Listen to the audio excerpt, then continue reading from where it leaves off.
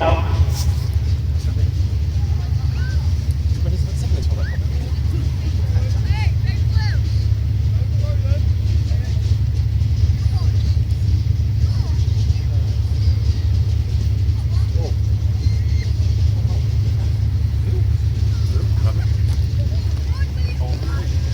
Ammo 0, this is a Whiskey 23, contact, away up.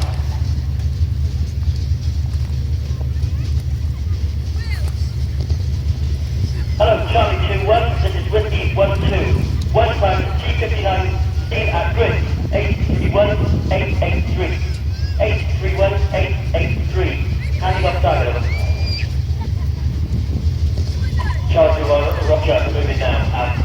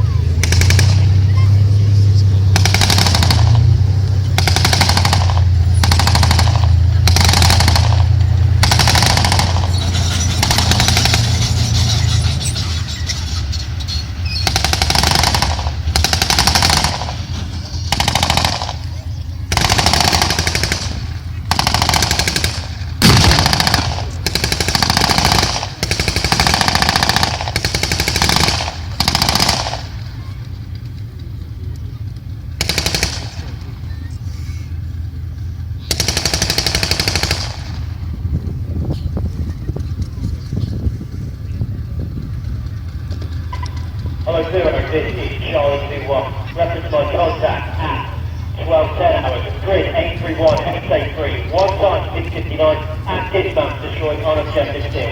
Accept this to be the remnant of the enemy combat wrecking patrol. Over. 0, Roger. Stand back on orders. Out. All contact, this is 0. Heading back button, traffic back outside, 8 kilometers north of objective steel. All contacts and the contact track and move now to grid 861, 900, grid 861 and 900, and stand by for 86 on the move in figure 5. The order of march is for instruction and Charlie 2-1, a Whiskey 2-3, a Romeo 2-4, and followed back together 1-2. All pulled back to Dojo. A Charlie 2-1, Roger out. A Whiskey 2-3, Roger.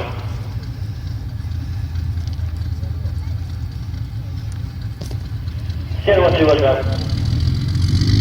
And Romeo 2-4, Roger out. So Simon, we've seen the contact there by objective steel. Can you just explain what's going to happen now? We have the next one.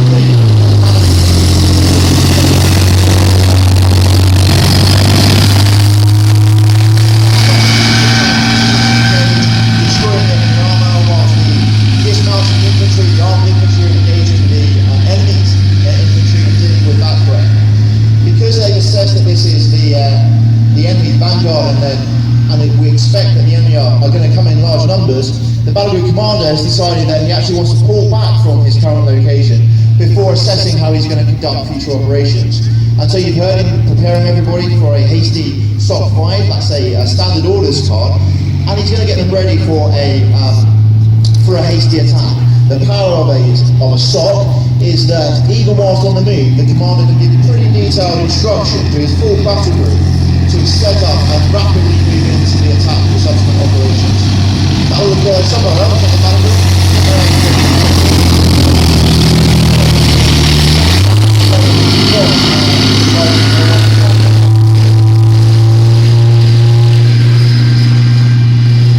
So ladies and gentlemen, we can see the latest mark of Talented 2 coming around the arena at some speed. So Simon, it's true today by your team from the Armoured Trials Development Unit. Who are they? Where do they come from? Well, absolutely. So commanding the platform, we have Corporal Alexander Atom from the Queen's Royal Hussars. He's done operational tours in both Iraq and Afghanistan, and he's a relatively local boy originating in Poole. His driver today is Lance Corporal Donald Kennedy of the Scottish Dragoon Guards. He's an advanced crewman and has also completed tours of both Iraq and Afghanistan. Now, interestingly, both of these, whilst they're regular soldiers, they're supporting the platform by two soldiers from the Royal Wessex Yeomanry, so the Combat Augmentee component. And they are gunning Corporal Talbot of the Royal Wessex Yeomanry and driving, as loader, Trooper Davidson. So this is proving the concept of reserves working alongside the regular component to field an effective force within the reactive component. So Simon, that's interesting. I know it's the latest thing, and the Royal Wessex Yeomanry have recently come under command of the 3 UK div, or will do so next weekend. I know that the reservists have really got a great deal of amount about working with the regular forces.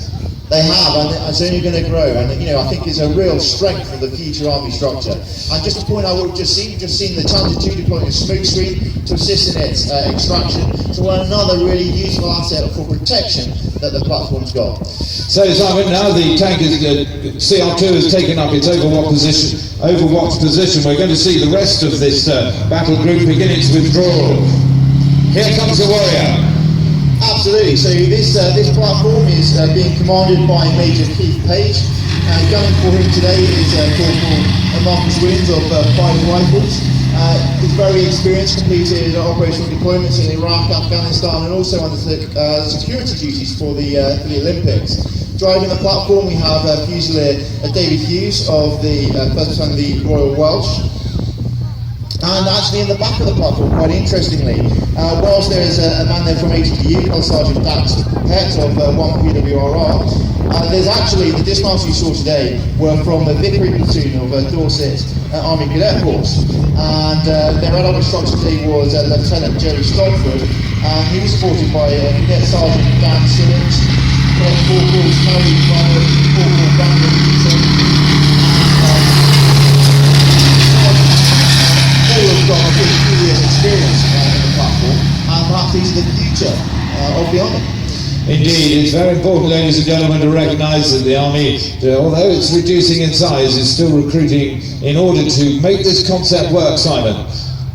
Yeah, absolutely, and now no more important time than any other, really. And it's really good today to see the integration between the future and the current, the real experience of operational tours and the new blood coming through. So the warrior shortly to take his leave of us as he continues in this scenario from Steel.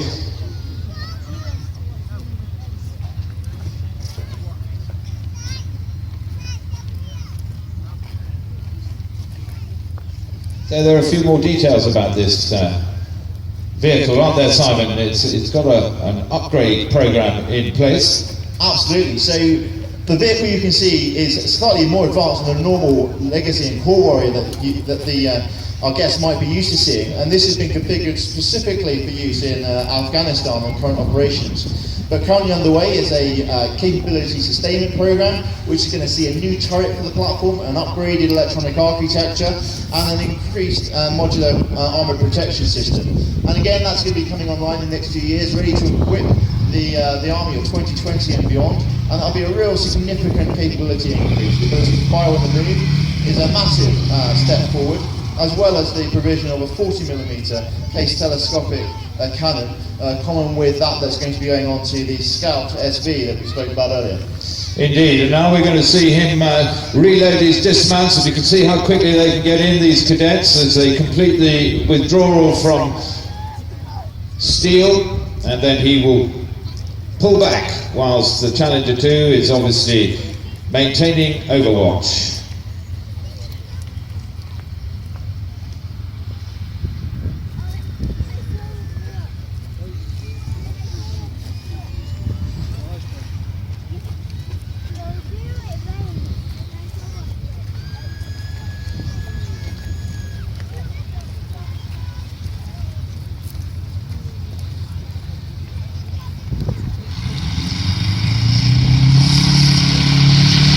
So as we see the warrior having very quickly loaded his dismounts, take his leave and pull back. And what are we going to see next? And next up we're going to see the Scimitar 2 withdrawing, and today that's commanded by Corporal Carl O'Brien of the Queen's Tribute Guards. He's completed operational tours of Bosnia, Iraq and Afghanistan, and he's supported today as his driver. We have Lance Corporal Charlie Hill of the Queen's Royal Lancers, and gunning for him is Lance Corporal Stuart Wheatman. Currently he's 9th 12th Lancers, but you'll be aware of the restructuring for Army 2020, and the 9th 12th Lancers will actually be amalgamating to become the Royal Lancers. And as a result of this, Corporal Wheatman is going to be transferring to the King's Royal Hussars on promotion. He's very experienced as well, completing several operational deployments of Iraq.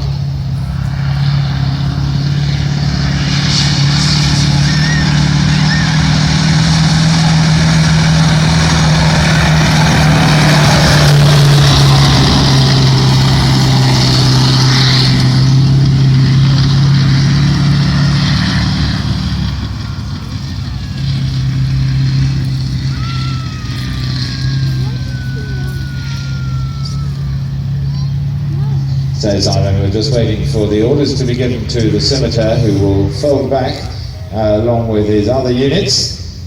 The Warrior coming to a stop on the far side, and he'll withdraw in high reverse, and the Scimitar covering him. The precious infantry will soon follow him back.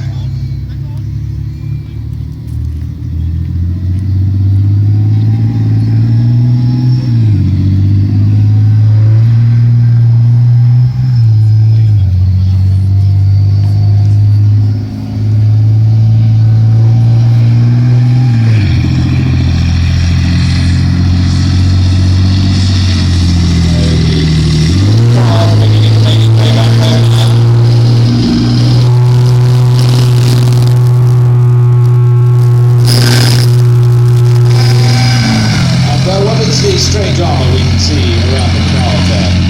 Well, in order to meet with the current changing threat, we have the modular armour system, so you can see different types of armour, including the bar armour, designed there to predominantly defeat threats from rocket-propelled grenades, and also we see some explosive reactive armour as well.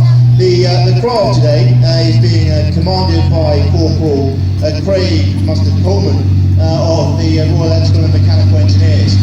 He's very operational experienced, seen tours of both Kosovo and Iraq. He's actually a local as well with the 2nd Army in Bosnia.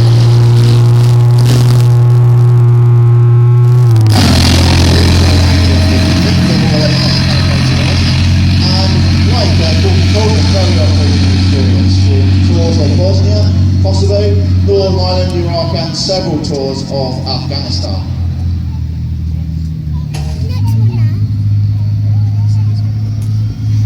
So a big powerful beast.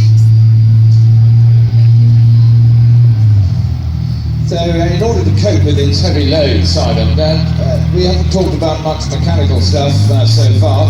Just tell us a bit about this gearbox that enables this vehicle to move at such speed. Absolutely. So common to the Challenger 2 and the Titan, the CRARRV is fitted out with a fully automatic gearbox. It's actually a David Brown TN54 fully automatic gearbox, which has got 6 forward and 2 reverse gears, capable of providing 1200 brake horsepower. It's got a hydrostatic double differential steering system and integral oil-cooled multi-plate main vehicle and parking brakes. So it's a really impressive piece of mechanical engineering. That was quite a description there, Simon, and I'm impressed that an infantry officer from the Royal Regiment of Fusiliers should know so much detail. So as the CRARRV takes his lead, it's an impressive vehicle, and as you can see, you can go at some pace.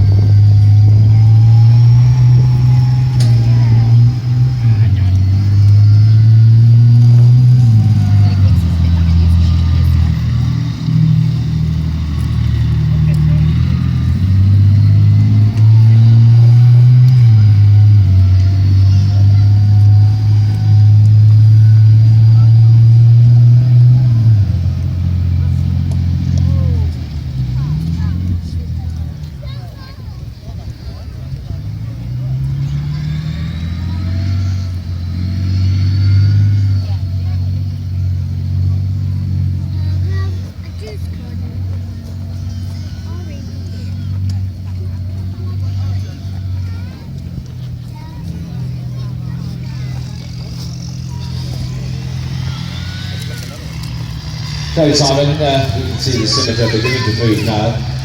The Jackal, of course, is more likely armoured and will have left the scene because of the contact on other tasks. But we haven't talked about the crew of the Jackal. Let's run through who is performing today. Absolutely. So commanding the Jackal, we have Mr. Craig Joint, who's actually a civilian that worked within the Armoured Trials and Development Unit. So bringing his years of experience and working within HPDU. He's also a Commissar Major in the Dorset Army Cadet Force, so giving something back to the community as well. That vehicle was driven by Lance Corporal Batchelor of the Life Guards, who's currently training in communications to become a unit signal NCO. Interestingly, he was actually previously part of the Household Cavalry Mounted Display Team and took an active part in the royal wedding between William and Kate, so a bit of a star there. And the gunner of that platform was Corporal Boyd of the Royal Tank Regiment, currently HPDU's Communications Equipment Manager. He's also very experienced, having completed operational tours in both Iraq and Afghanistan. So a good story there. And of course the Household Cavalry Regiment currently mounted duty in London. This shows that whether you're on ceremonial duty or indeed as part of the active regiment, or the service regiment as they call it in Windsor, they are dual trained and able to fulfil both important functions, both nationally. So we can see the Scimitar beginning to skid his way around. Now we saw the Scorpion earlier in an earlier demonstration. Just remind us how much that vehicle weighs now with all its new armour on it. I believe it's about 12 tonnes, isn't it, Simon? Yeah, absolutely. So about a weight of 12.5 tonnes, so significantly more than the previous platform, but still every bit as agile.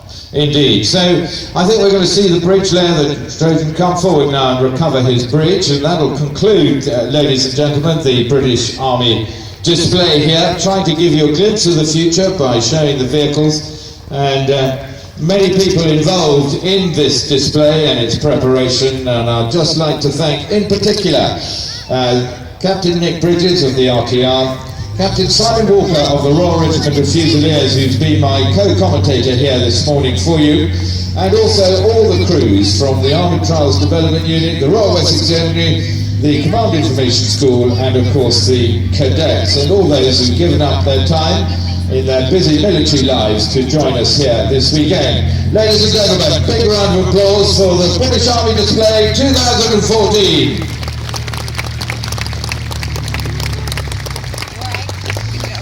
So ladies and gentlemen, a bit of a bonus, we can watch the Trojan begin to recover his bridge. Always an interesting business. The commander's out on the bridge there, and we'll get ready for our next display. Slight delay, but no matter, because we've got lunch